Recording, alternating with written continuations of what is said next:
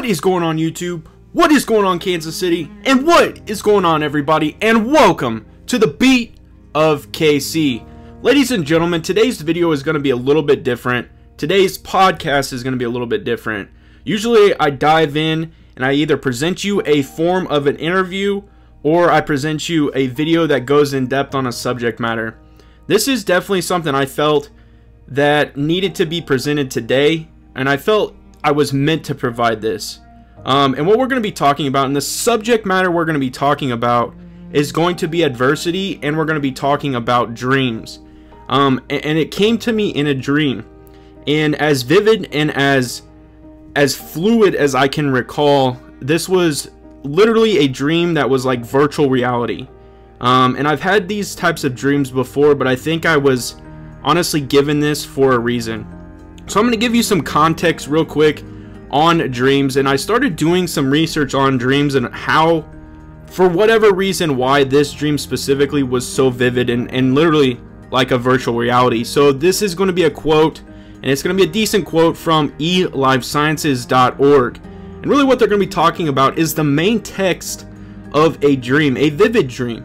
So it says, our most vivid dreams are a remarkable replication of reality, combining disparate objects, actions, and perceptions into a richly detailed hallucinatory experience. How does our brain accomplish this? It has long been suspected that the hippocampus contributes to the dreaming, in part due to its close association with memory. According to one estimate, about half of all dreams contain at least one element originating from a specific experience while the subject was awake. Although these dreams are rarely a faithful replication of any one memory, fragments or various recent experiences intermingle with other memories, usually related to remote and systemic memories, to create a novel dream.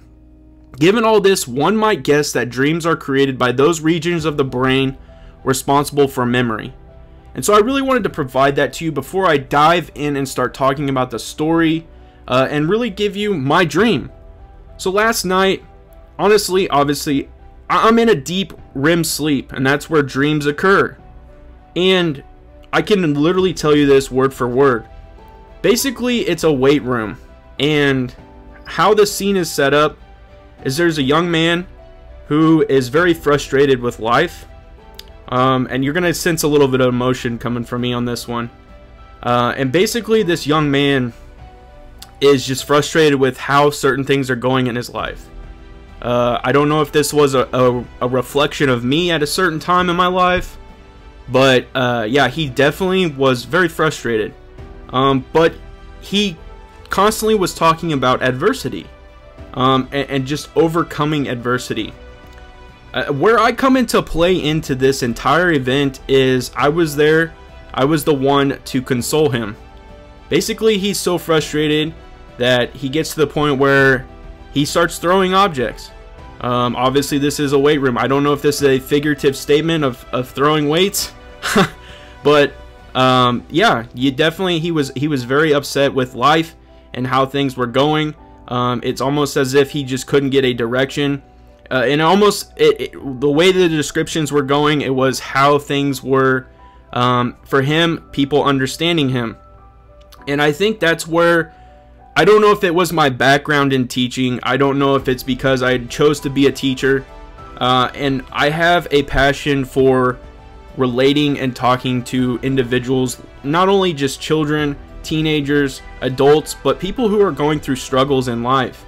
I don't know if I was sent here to talk to people and console them and just hear their issues and hopefully talk to them through, but that is definitely adversity, and I've definitely endured adversity in my lifetime a lot. And this is definitely something that in this dream I immediately responded to that young man.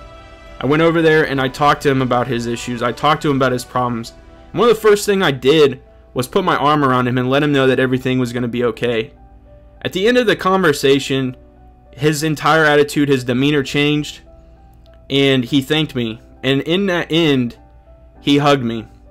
And I think for me, that's what did it.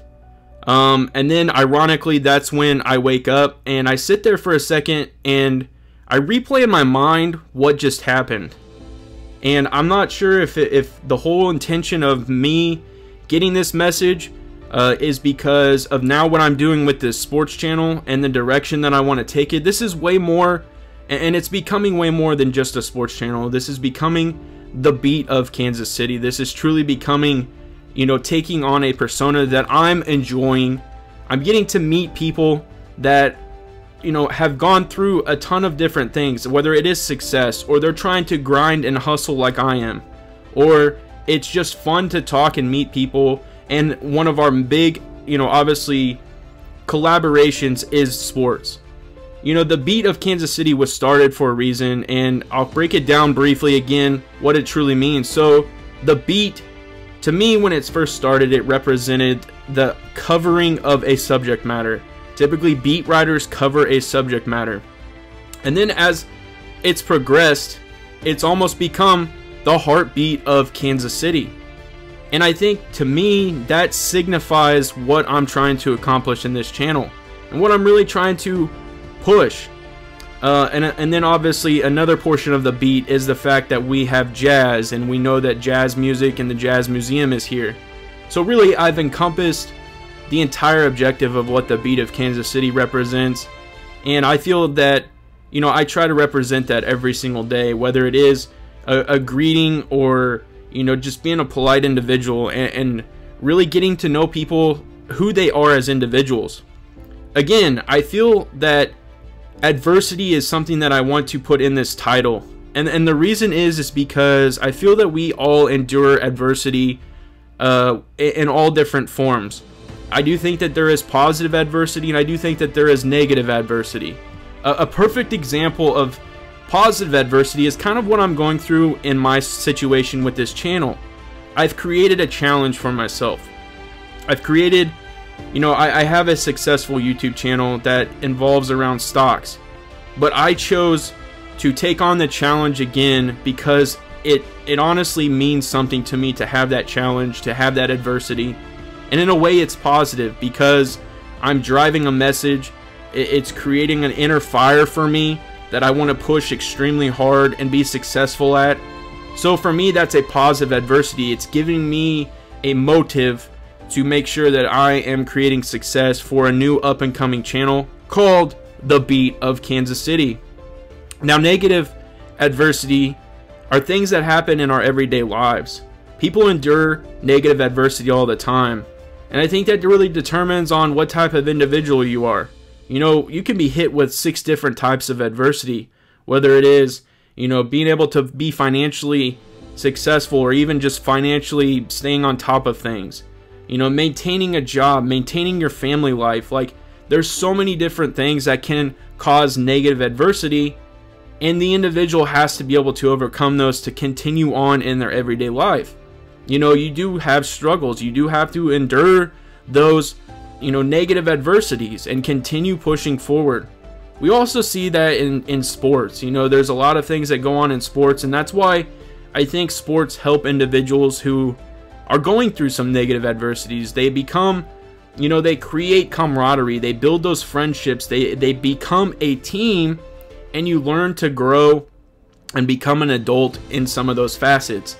You know, I think that's what also helped me joining the military, is at the end of it, you realize that it's much bigger than one individual, and you overcome things as a team, and ideally it just means something. It's a sense of pride, and that's something you have. So I really wanted to come on today on this video specifically for this. I know it's not really connected to what I usually do, or, you know, tied in really about, I guess you could say, what I'm trying to accomplish, but I felt this message needed to be put out, and I'm definitely giving it everything I have, ladies and gentlemen. My commitment to this channel is going to be like never seen before. I'm hungry for success on this channel. I want to be successful in Kansas City, and I want to be able to provide a good product.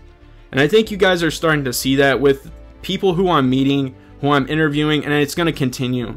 I want to get to be familiar with people in Kansas City and get well known, you know, to a community. That's something I'm about, is getting to know people and building communities. And you can ask anyone that's over on my stock channel side. That's one of the biggest things that I'm about, is family. And so that's something that I'm going to push on this. And so again, I appreciate you guys. Anytime you come by, check out the Beat of KC, show support, put comments in the comment section, smash that like button. You know, listen to the podcast on all the platforms that are available. It truly means a lot, and know that you're getting 100%, actually 110% of me every single time. So I definitely wanted to come on here, provide this vivid dream that I had, and really provide the information, because I think it meant something. You know, I start breaking it down, and again, thinking about what it truly meant. Was that individual just adversity itself? And it was me consoling the adversity, knowing that I'm going to be able to conquer it and show that I'm capable of being that person. So I'm still breaking it down myself, but I just felt the message needed to be put out on some type of platform, and I'm using this platform to do that. So I appreciate you guys listening to it. Hopefully you enjoy the message. Hopefully you enjoy the passion that I have for what I do, and it's going to continue, like I said. So you guys know how I wrap this up. I appreciate you checking out the Beat of Kansas City, and as always, have a good day.